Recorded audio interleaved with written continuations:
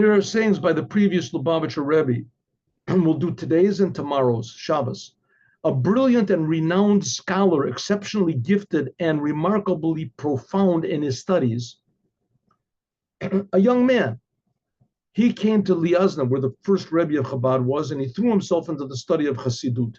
He had a powerful mind, deep mind, and he gathered with a short amount of time a great and a broad knowledge of Chassidut. The first time he went in to have a private audience with the first Rebbe of Chabad, he said, Rebbe, tell me what I lack and I'll fix it. The Rebbe said, you don't lack anything. You're a genuinely God-fearing person. You're a scholar. But what? You have to get rid of the chametz. What does it mean, chametz? Chametz is on Passover. You got to get rid of the chametz from your house. What's chametz? Chametz is the same thing as matzah. It's the exact same thing. It's bread and water. The difference is you leave the bread and water alone and it rises up. That's called chametz. Chametz means awareness of yourself and arrogance. In other words, matzah is who you are. Chametz is that you're raising up and you're looking at yourself. You're aware of yourself.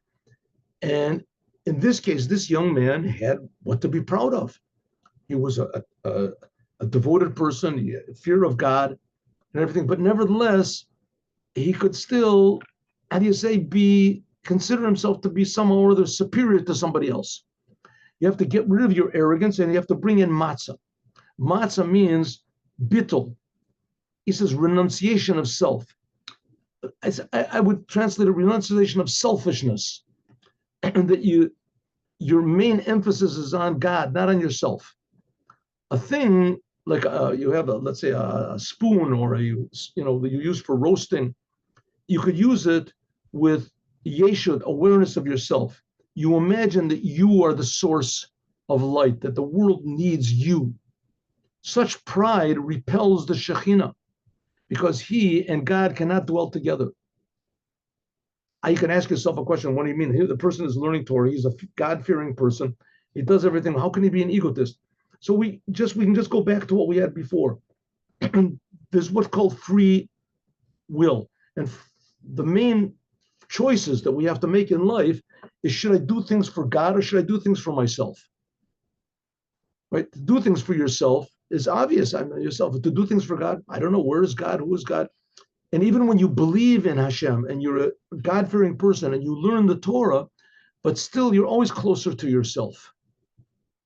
And there's always that inclination to do things for yourself and to benefit from yourself. And when you do benefit, you feel happy. And when you don't benefit or you lose, you feel bad.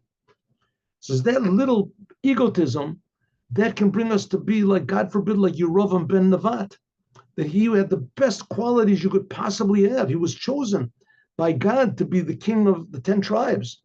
He didn't just usurp the throne. He was a really fitting person to be a leader in Israel. But his little bit of egotism that he had says, because of that, me and you can't live together.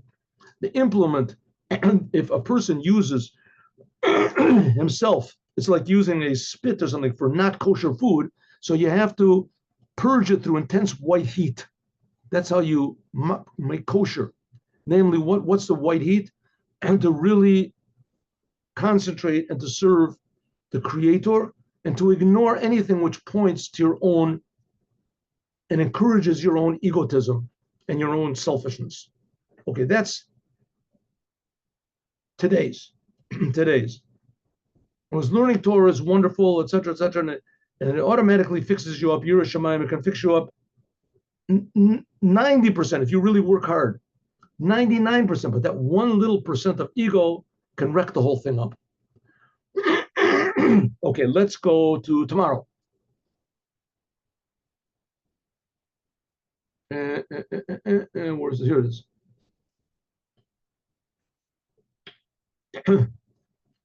Each of the Rebbes had certain Maamorim that they would say for the purpose of purifying the atmosphere. That what we learn in the morning in Likkutei Torah, those Maamorim that we're learning there, it wasn't just an like a just, an expression from the soul. He's just saying whatever he wanted to. No, everything was very, very exact. All the words were exact.